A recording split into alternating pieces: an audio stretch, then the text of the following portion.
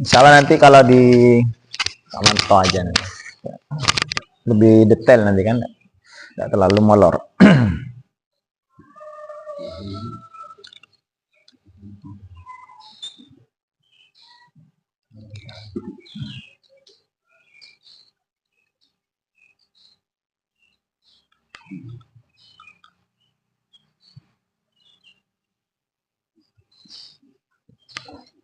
Bismillahirrahmanirrahim.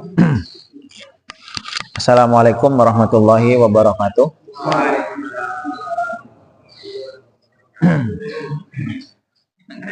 Alhamdulillah wassalatu wassalamu ala Rasulillah wa ala alihi wa sahbihi wa mawalah, amma ba'du.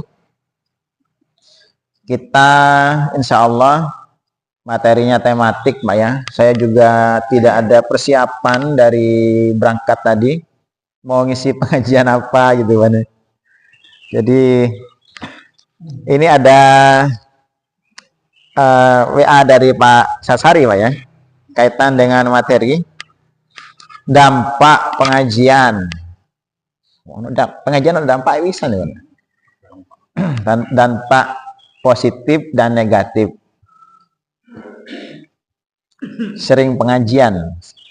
Jadi begini Pak ya, temanya sesuai request Pak ya. Kalau nanti insya Allah kita ketemu lagi sebagaimana yang kita janjikan biar lebih terarah ya, nanti kita coba untuk kaji tentang muamalah kontemporer yang berkaitan dengan koperasi ya katanya ya. Jadi kalau masalah sosial itu lebih jelimet Pak ya. Kalau hukum-hukum fikih yang berkaitan dengan sosial tidak sebagaimana ngaji fikih yang ibadah mahdoh Pak. Ya, bayangkan ngaji fikih tentang ibadah saja itu sudah jelimet. Terjadi banyak khilaf kan di situ, banyak perbedaan-perbedaan. Apalagi kalau ngaji masalah muamalah yang berhubungan dengan sosial. Ini harus perlu diperhitungkan juga kondisi wakilnya, perubahan situasi zamannya. Keadaannya itu pengaruh Pak ke hukum. Karena perubahan waktu, perubahan tempat itu pengaruh kepada perubahan hukum.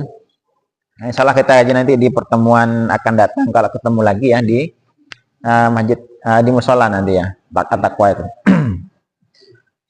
Nah, ini yang sebagaimana yang diminta oleh Pak Sasari untuk memberi sekedar tausiah singkat lah. Dampak dari pengajian gitu istilahnya. Sebenarnya dampak dari pengajian itu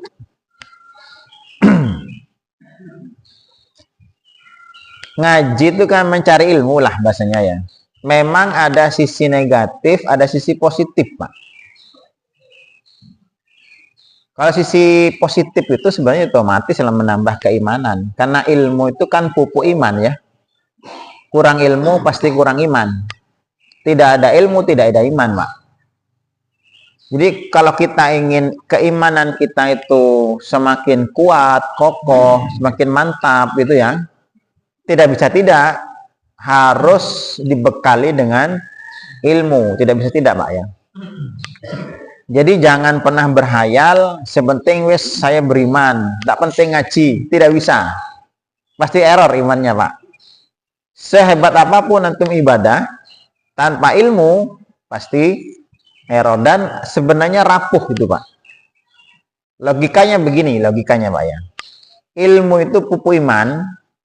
Jadi semakin besar yang ilmu yang kita miliki, semakin kuat imannya itu. Gambar lagi itu begini. Misalnya Pak Sasari Pak, orang Keturnan ya, Pak Sasari orang Keturnan Pak. Terus saya minta tolong Pak Sasari, minta tolong ya. Saya ini ada paket Pak.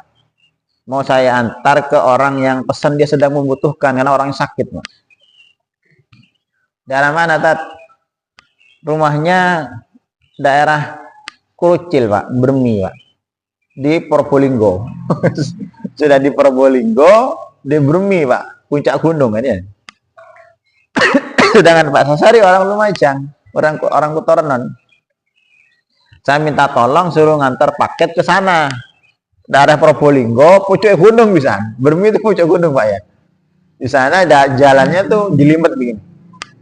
Terus berangkat beliau Pak untuk ngantar paket itu. Sekarang pertanyaan, kira-kira beliau itu berangkat ke Bermi itu dengan perasaan hati yang tenang, mantap, apa tidak tanpa keraguan atau dengan bimbang? Bimbang Pak, ya kan? Jangan-jangan tidak tutup mari ngono, atau jangan-jangan nanti salah alamat. Kenapa selalu bimbang? Nah, orang kalau dalam perjalanan bimbang pasti akan was-was ya kan? Tidak ada kemantepan, Pak. Kenapa bimbang? Pertanyaannya. Karena tidak punya ilmu tentang jalan-jalan daerah sana, Krucil sana, Bermi, Pak. Ya. Karena bukan orang sana, tidak punya ilmunya. Coba kalau saya sebaliknya, Pak Sari minta tolong, ini ada pesanan paket dari pelanggan saya, daerah Dauhan, Pak, gitu ya. Rumahnya alamatnya jalan ini, gang ini, gang ini. Terus kira-kira beliau berangkatnya dengan mantep atau dengan ragu-ragu, Pak? Mantep, Pak. Kenapa sih ini manggen gitu len kunatin. Mulai saya cilik harus muter-muter di gang sini, jangankan jalan yang besar, jalan kecil, jalan tikus pun saya tahu. Jadi dia berangkat itu dengan keyakinan dan tidak ada keraguan sama sekali dan tenang, ya kan? Kalau yang tadi bimbang, ragu, bahkan was-was. Karena tidak punya ilmunya, Pak. Gambarnya nggak begitulah. Kita beragama, menjalankan perintah-perintah Allah. Kalau kita kurang ilmu, pasti yang ada nanti bimbang, isinya bimbang toh, Pak. Ini bener ndak yo? Iki kok salah apa bener? Terus begitu, Pak. Akhirnya kan mudah terombang-ambing. Terombang-ambing begini, terombang-ambingnya. Logikanya terombang-ambingnya begini. Misal kayak tadi, Pak, Pak Sasari kan saya minta tolong ke ngantar paket ke daerah Probolinggo Krucil, Pak. Karena dia tidak tahu jalan, otomatis tanya tidak ke orang-orang.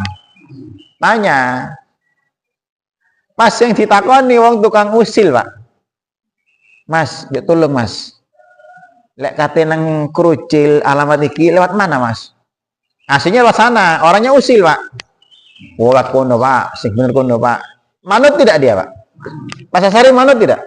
Manut, Pak. Macam ndak roh, Pak, yo. Dikandani ngawur-ngawur tetap diikuti. Coba kalau yang sebaliknya tadi yang di Dauhan namanya. Terus Pak Sasari tanya ke tukang becak yang ada di Dauhan, Pak, alamat rumah ini mana? Kayaknya di sini. Dia ngawur jawabnya. Tahu tidak Pak Sasari kalau ngawur jawabnya?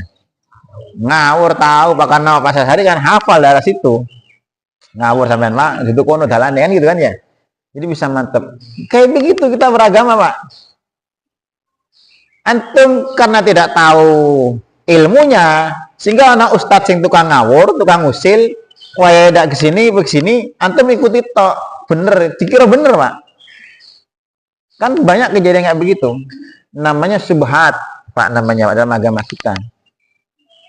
Zukhrufal qawli gururah. Perkataan-perkataan yang indah, manis, tapi gurur, menipu. Ketok-ketoknya bener, Pak. Kelihatannya benar, tapi ternyata salah total. Dianggapnya Islami, padahal jahiliyah. Kenapa antum ikuti? Karena antum tidak punya ilmunya, itulah, Pak. Sehingga mudah sing Ustadz ngene ngomong, Ustadz A ngomong gini, katut ke sana, Pak. Ustadz B ngomong katut ke sana. Kenapa? Tidak punya fondasi. Itu masalahnya. Nah, maka di sini kita perlu membekali diri kita dengan ilmu itu. Biar nanti ajek, Pak, kita beragama. Tapi masalahnya berilmu juga punya sisi negatif, Pak. Karena ada virus-virus ilmu namanya, Pak. Hal-hal yang sifatnya nanti menjadi penyakit bagi orang-orang yang berilmu. Penyakitnya itu pertama, merasa tahu. Merasa tahu ini, Pak. Kalau sudah orang merasa tahu, susah, Pak, ya. Karena kan kalau menasehati orang tidak tahu, enak, Pak. Ada orang tidak tahu, sadar bahwa dirinya tidak tahu, mudah kita nasihati, pasti mau dia.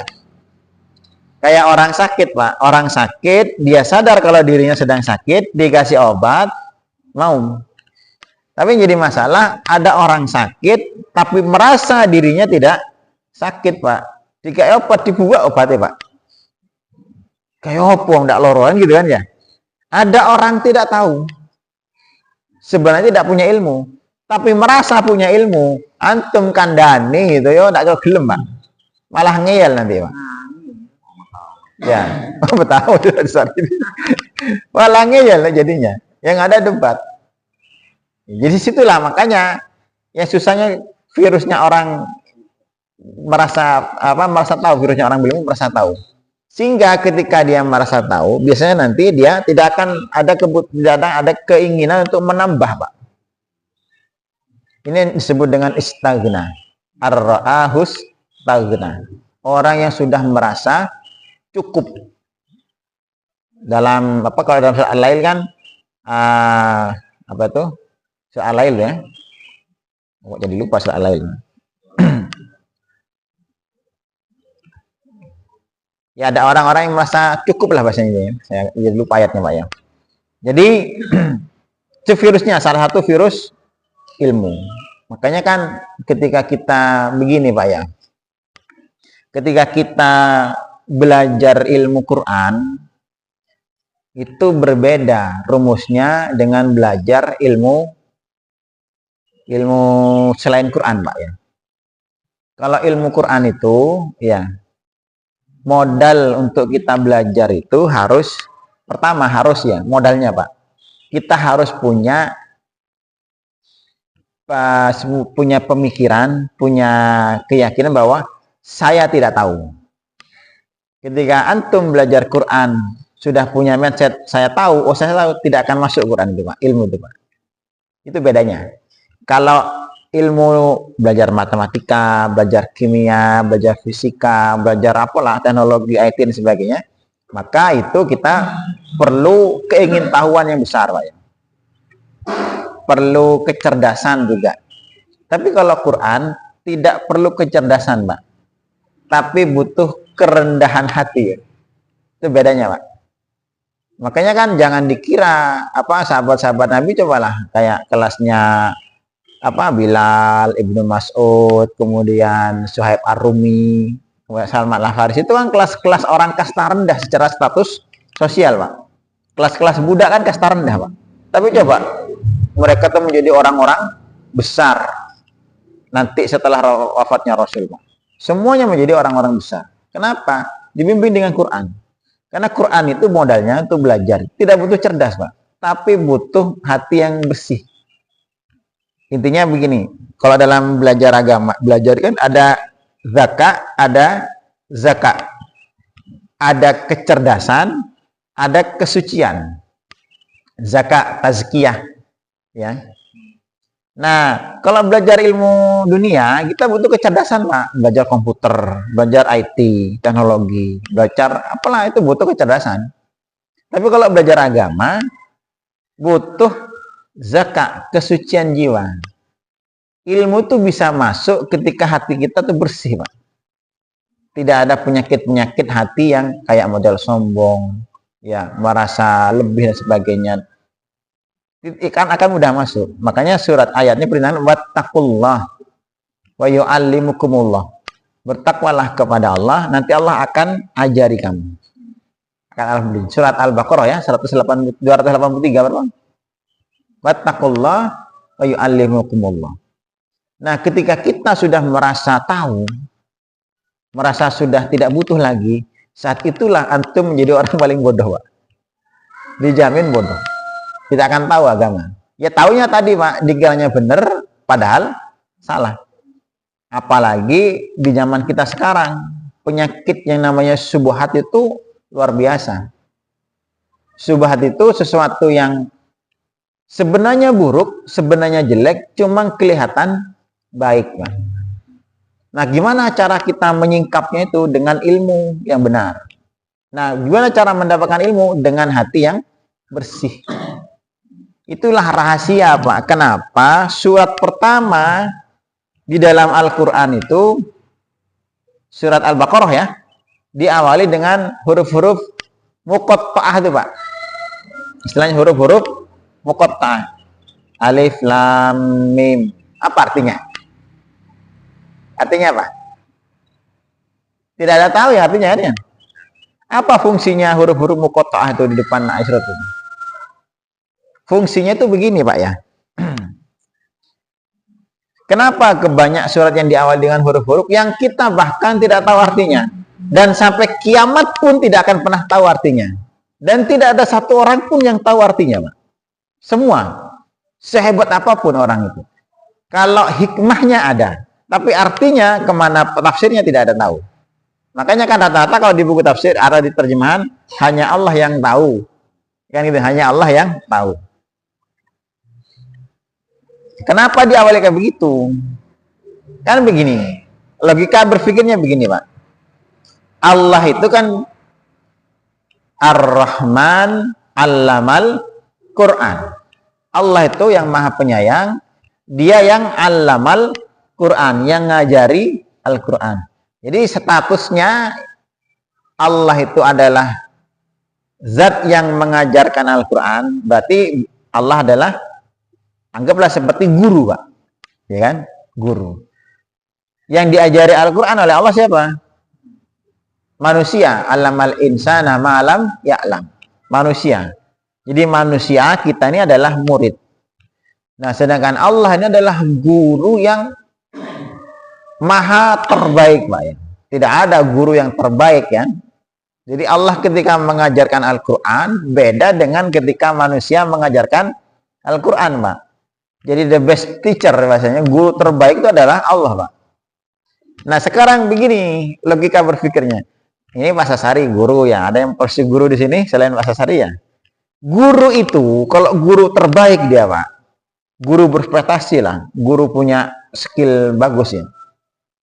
Dia itu kalau ngajari murid, murid itu mudah nangkep atau tambah bingung Pak?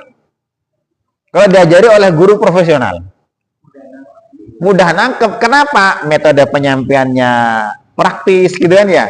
Terus sudah pengalaman cara ngajarnya, gimana menghadapi murid kayak begini, gimana menghadapi murid ini, itu guru sudah profesional, sudah tahu Pak. Maka dia bisa mengajarkan ilmu itu dengan mudah, dengan santai, tapi bisa dipahami dengan baik oleh murid. Kadang-kadang ada guru yang ngajari jelimet Pak yo. Akhirnya karena gurunya jelimet ngajari muridnya tambah mumet Pak. Ada kayak gitu kadang-kadang ya. Berarti gurunya juga masih belajar dia. Tapi kalau guru kelas-kelas senior Pak, kayak Pak Sasari ngajari, ya enak Pak ya. Nah, sudah bertahun-tahun pengalaman ya kan. Pasti muridnya ketika diajari itu bukan semakin bingung, tapi oh ternyata kayak begini. Kadang-kadang belajar itu bukan, bisa jadi kadang bukan materi yang susah Pak, tapi kadang cara penyampaian gurunya yang tidak mudah, jelimet. Kayak misalnya belajar matematika, aslinya kadang-kadang matematika itu mudah Pak, cuman guru nih yang nyampe no kadang terlalu jelimet, akhirnya muridnya bingung Pak, tambah mumet. Gitu. Nah gitu sama. Nah Allah ini kan guru terbaik, Allamal Quran ya, yang Allamal Quran, mengajar manusia Quran. Nah mestinya ketika Allah mengajarkan Al-Quran itu, manusia itu mestinya semakin mudah memahami, semakin clear, semakin jelas. Nah ini Allah mengajarkan Al-Quran, pertama kali yang diajarkan oleh Allah Al-Quran itu Alif Lam Mim. Antum dengarkan Alif Lam Mim, ngerti pun enggak Pak? Tidak ngerti. Dan sampai hari kiamat kita dibiarkan oleh Allah dalam posisi tidak ngerti Pak. Dibuat bingung. Ada guru ngajari murid-murid, gimana murid-murid? Bingung apa paham? Bingung Pak Guru, alhamdulillah sudah bagus. Masa begitu Pak? Ya. Ini kan guru udah bener Pak ya. Jadi sasarannya kenapa Allah ngajari memang sengaja membuat kita bingung Pak. Huruf-huruf kota itu memang sengaja membuat kita bingung. Itu maknanya Pak. Kenapa? Karena Allah menginginkan agar kalian, kata Allah, ketika kalian mau berinteraksi dengan Quranku ini, modal pertama harus yang dimiliki, Pak, saya tidak tahu, Pak. Jangan kemeruh, gitu loh, Pak. Maka kalau orang belajar sudah kemeruh, Pak, tidak akan masuk ilmu itu. Ini bedanya belajar ilmu agama dengan ilmu dunia. Itulah kenapa Allah buka pertama kali, memang kita sengaja dibuat bingung oleh Allah.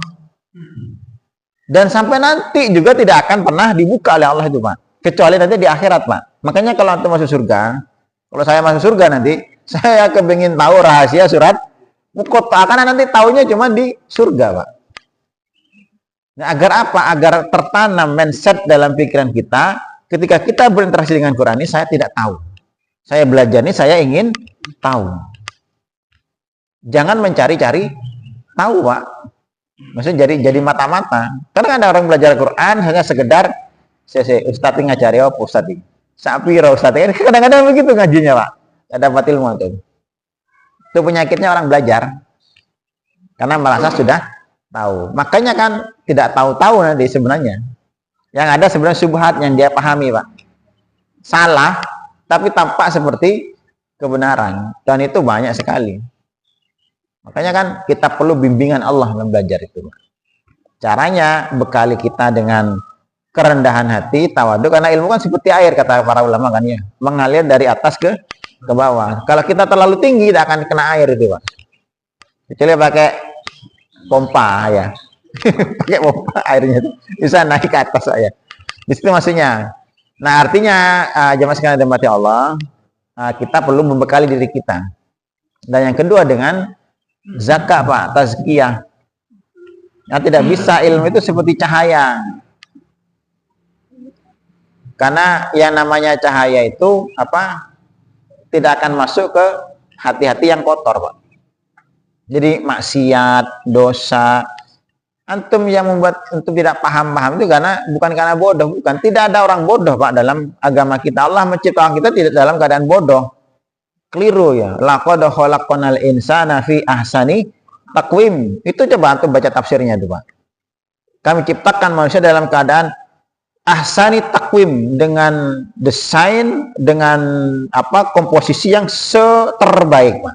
Nah, salah satu maknanya itu adalah kita tuh manusia yang cerdas semuanya.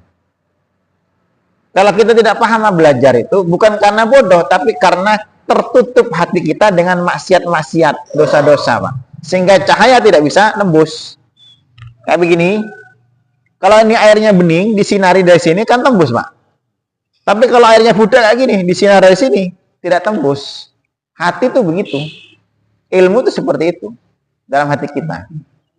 Maka kalau belajar, modalnya harus membersihkan diri kita dari penyakit-penyakit hati, Pak. Dari sombong, dari riya, dari sum'ah, iri hati, dengki, suudon, sebagainya harus bersih tuh. Nanti mudah ilmu itu masuk.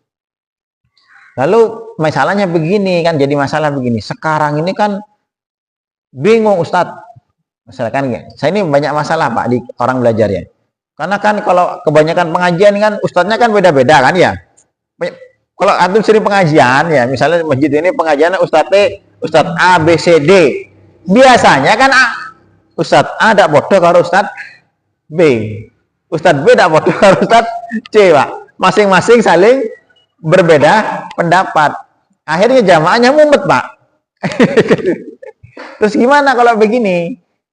Jadi kan begini ya. Ilmu itu kan nanti kan may yuridillahu bihi khairan yufaqihu fiddin. Hadisnya nggak begitu kan ya? Siapa yang dikehendaki jadi baik oleh Allah akan dipahamkan agama. Akan dipahamkan, itu kalimat pasif loh, Pak ya.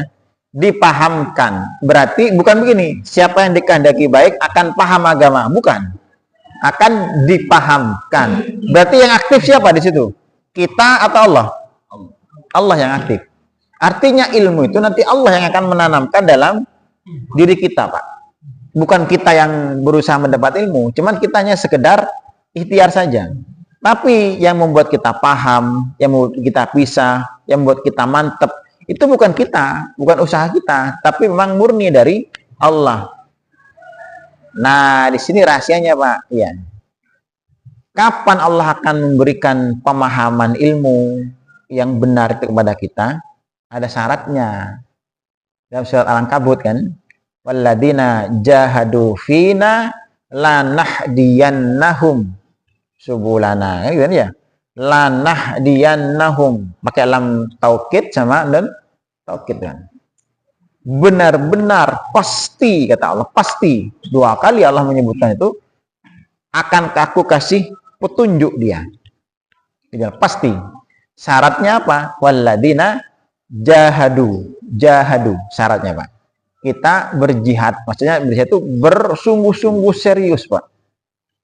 Maka tinggal kita pasang niat kita yang lurus, murni karena ingin mencari al-haq, ingin tahu, menghilangkan kebodohan dalam diri kita, dan kita maksimal dalam berusaha ikhtiarnya itu Pak. Jadi niatnya ada kejujuran dalam diri kita, benar-benar ingin mencari yang al-haq, bukan mencari yang enak loh Pak ya. Masalahnya sekarang ini orang ngaji itu mencari yang enak Pak. Modelnya begini kan, so posting si pengajian, Ustadz nih, tak cocok aku Ustadz ini. Ustadz iki koyo ndak pas dengan hati. Itu kan mencari yang enak Pak. Koyo pasmanan kan, pasmanan ndak cocok lewati. Oh cocok ambil ini. Antum kalau begitu dapat ilmu Pak. Maka gimana caranya? Coba di riset semua Pak. Ustadz ini dengarkan, Ustadz ini dengarkan. Tapi ada syarat. Antum benar-benar ingin mencari al-haq Pak. Sehingga nanti Allah, sambil kita minta kepada Allah, ya Allah bukakan. Ya Pak? Allahumma arinal haqqo warzuqnat tiba. Akan gitu kan? Ya Allah tunjukkan kepadaku kebenaran yang benar-benar kebenaran. Bukan kebenaran maksud. Nanti Allah akan kasih petunjuk itu Pak. Jangan khawatir ketipu, tidak mungkin ketipu. Nah, yang menjadi kita sering ketipu, kenapa? Karena niat kita tidak jujur Pak. Kita bukan mencari al-haq, tapi mencari yang sesuai dengan selera kita. Itu masalahnya. Makanya kan, ini cocok aku. Oh, tidak cocok, terlalu keras, terlalu fundamental, terlalu hitam putih. Kadang-kadang kan begitu, Pak. Kalau begini antum tidak dapat ilmu. Lihat surat Al-Furqan, Pak. Surat Al-Furqan, Az-Zumar ya. Fabasyir ibadi, surat Az-Zumar 17, Pak. Kasih kabar gembira kepada hamba-hambaku. Maksud kabar gembira apa maksudnya itu? Dapat surga. Siapa mereka yang dapat kabar gembira? Alladzina yastami'unal qaula. Orang-orang yang yastami'unal qaula, orang-orang yang mendengarkan qaula, pendapat-pendapat, perkataan-perkataan. Di sini coba disaring, ditahan dulu, diterima dulu, dikolektif dulu, dikoleksi dulu. Nanti fayattabi'una ahsanah. Lalu ikuti yang paling baik dari berbagai macam pendapat itu. Ikuti yang paling ahsanah, fayattabi'una ahsanah. Jangan ikuti yang paling pas dengan nafsu kita, Pak. Masalahnya kita itu kadang-kadang ngaji tidak jujur. Tidak benar-benar ingin mencari al-haq, Pak. Ini penyakit, Pak. Jadi nanti jadi asobiyah, Pak. Orang Yahudi itu yang membuat mereka tidak bisa menerima al-haq itu gara-gara asobiyah. Kenapa mereka tidak mau menerima Islam? Tidak mau menerima ajaran agama Islam ini. Padahal mereka yakin atas kebenaran. Ya'rifunahu kama ya'rifuna abna'ahum. Mereka tuh mengenal Nabi Muhammad itu, membawa risalah Islam itu seperti mengenal anaknya sendiri. Mereka tuh punya ilmu dan paham. Tapi kenapa mereka tidak mau? Karena satu penyebabnya. Dosanya Nabi Muhammad bagi orang Yahudi itu satu, Pak. Nabi Muhammad bukan orang Bani Israel, tapi wong Arab. Itu tok, Pak. Saking wong Arab, saking wong Bani Israel mau dia beriman. Karena ada asabiyah, Pak. Fanatisme kepada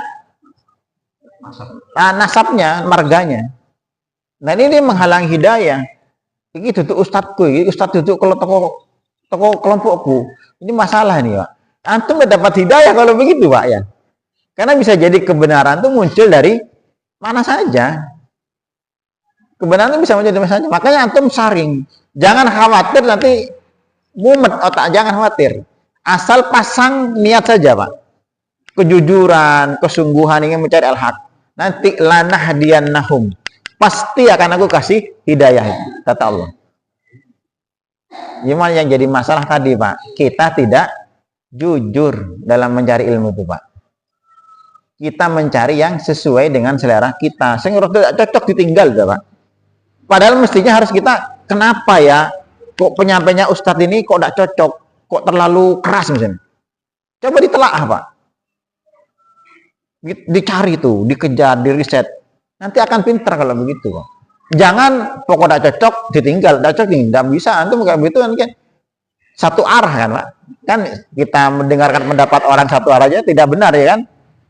Makanya kalau antum berbeda pendapat dengan orang lain misalnya, kenapa saya begini, dia begitu? Cari, Pak. Apa masalahnya? Apakah saya yang benar, dia yang salah, atau saya yang salah, dia yang benar? Dicari. Nanti antum pinter itu.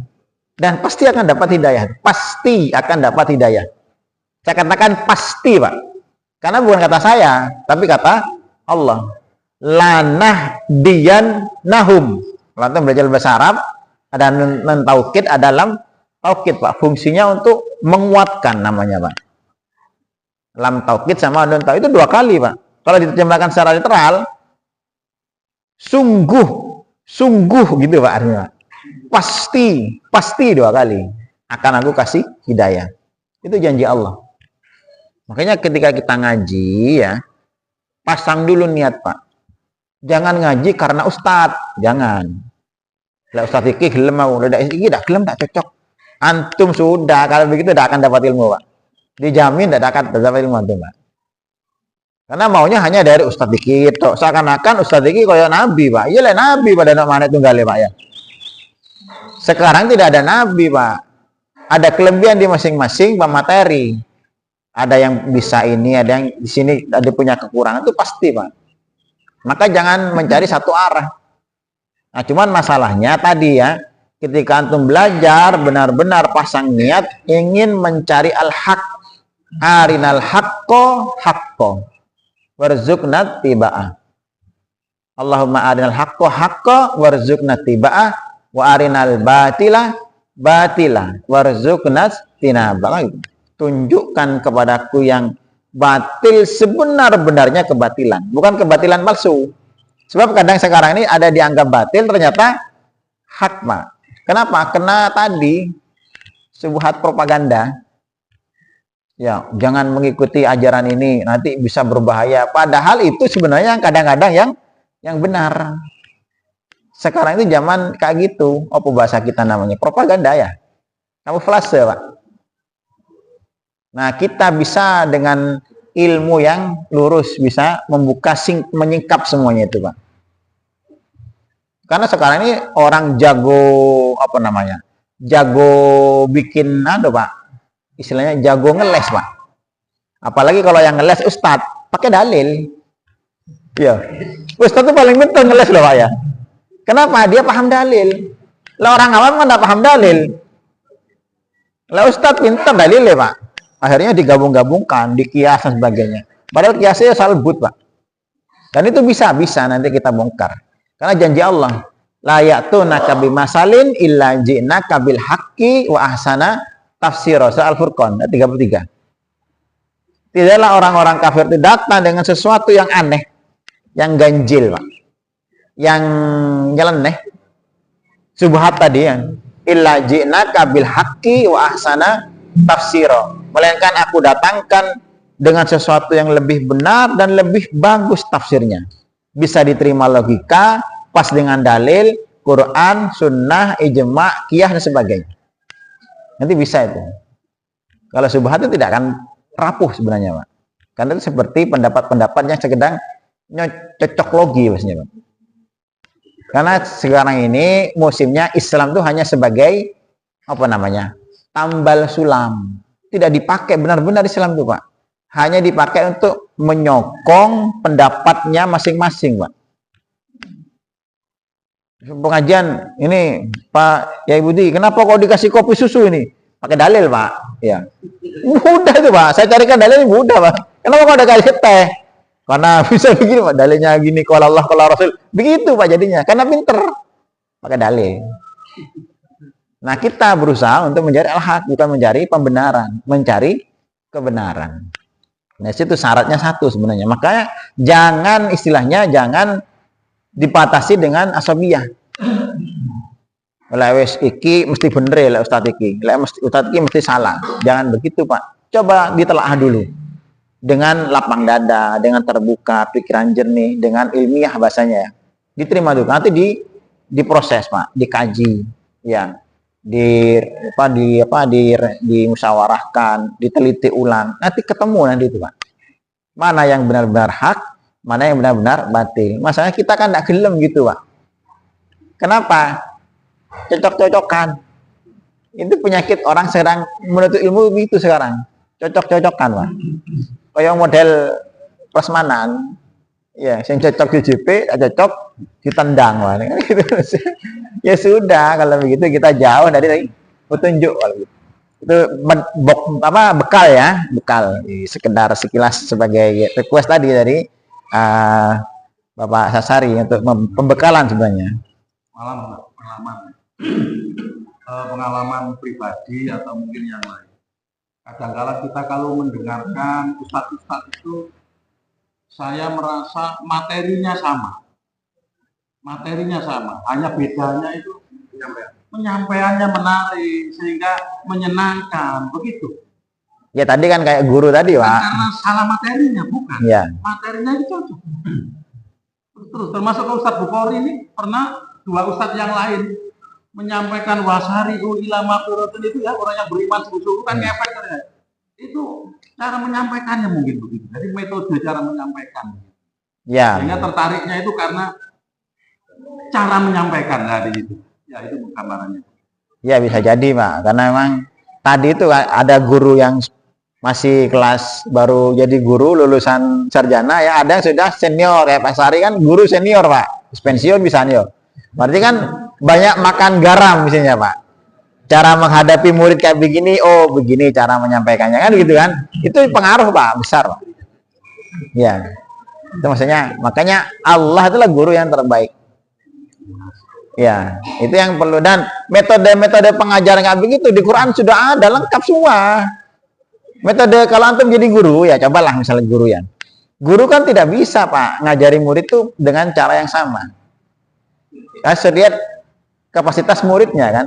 Di Quran ada metode penyampaian, metode pengajaran secara dialog, Pak, interaktif kan. Al-Qari'ah. Mal-Qari'ah. Wa ma adraka mal-Qari'ah. Kan gitu kan ya. Guru kan diajar interaktif kan guru, Pak. CBSA kalau dulu kan.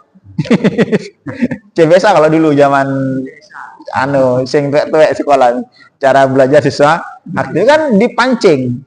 Di Quran juga ada kan. CBSA, Pak. Hari kiamat. Tahu enggak kamu hari kiamat? Kan gitu kan? Tahukah apa hari? Itu kan CBSA, Pak. Ya. Jadi banyak macam teorinya. Semua di Quran tuh gudangnya ilmu. Masalahnya kita perlu untuk menguak misteri-misteri mutiara hikmah dalam Quran itu. Ya dengan ngaji kayak beginian. Itu sekilas ya pembekalan. Mudah-mudahan nanti kedepannya bisa lebih terbuka, Pak ya. Lebih terbuka kita. Jangan langsung memvonis ketika ada pendapat yang tidak cocok dengan kita. Jangan memvonis itu salah. Cari dulu. Teliti dulu. Riset dulu, Pak. Dengan semaksimal mungkin benar-benar ingin mencari al-haq. Nanti antum menjadi dewasa, terbuka wawasannya, jadi lebih bijak dalam bersikap. Ojo pokok tidak cocok salah, tidak cocok salah. Hempaskan, singkirkan, udah begitu, Pak, gitu kan. Diktator jadinya, Pak ya. Mulai tidak bodoh, singkirkan, jadinya begitu. Itu sementara ya. Ada pertanyaan lagi?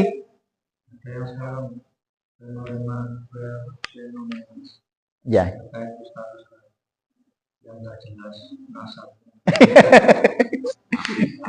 Kok? Oh, bicara dengan semut, Pak? Nggak tahu saya itu. Oh. Ah ya, gue pernah dengar ya. Ya, ya, ya, ya.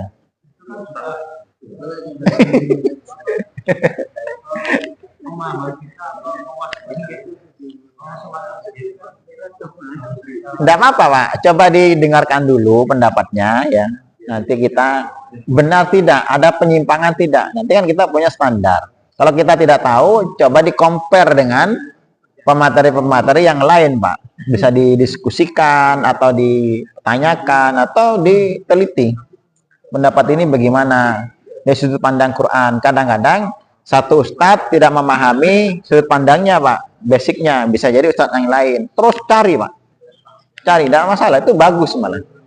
Bisa membuat kita lebih cerdas nih jadinya. Kait. Iya, tidak masalah mengada-ada pun atau bahkan dusta sekalipun ya. Tapi tetap antum tampung dulu. Jangan cepat memvonis, Pak. Memang secara standar pemikiran salah, tapi jangan langsung. Harus diteliti dulu, Pak. Tabayun istilahnya kan dalam agama kita. Atau diverifikasi lah istilahnya bahasa agama, bahasa modern diverifikasi. Bisa dengan diskusi ke orang yang kita anggap lebih paham. Jangan mencukupkan satu, ke yang lain juga. Dari Ustadz ini gimana? Dari Ustadz itu gimana? Kalau perlu nanti diolah, Pak. Benar-benar kita tampung dulu. Memang terjadi penyimpangan kadang-kadang, Pak. Karena kadang-kadang ada hal-hal yang ya satu kebenaran dicampur dengan 10 kebohongan gitu lah, Pak. Ono bener ya sih ono siji tapi salah 10. Kira-kira begitu. Itu yang perlu kita bongkar ya. Insyaallah. Asalkan tadi, Pak, penghalang-penghalang ilmu dalam diri kita pertama harus ada kesungguhan, mujahadah. Ya, harus ada kesucian jiwa kita, Pak. Wattaqullah wa yu'allimukumullah. Surah Al-Baqarah ya. Bertakwalah kepada Allah, nanti Allah akan ajari kamu. Syaratnya kita harus bertakwa. Takwa itu kan kebersihan hati kita, Pak. Yang kedua kesungguhan. Dan yang ketiga terbuka, apa namanya, Pak? Alladzina yastami'unal qawla, surah Az-Zumar tadi. Kita tampung dulu pendapat-pendapat itu. Nanti kita ikuti yang terbaik. Terbaik maksudnya yang lebih mencocoki, lebih mendekati Al-Quran dan As-Sunnah. Itu begitu. Tafsirnya, baca tafsirnya. Ayat ini kadang gimana tafsirnya? Itu perlu tahu, Pak. Jadi, ya apa kesel ya memang kudu kesel, Pak. Kalau tidak mau kesel, datang saja ke pengajian. Antum malas moco, malas ngaji. Wes. Malas baca, rajin ngaji, saya mending, Pak.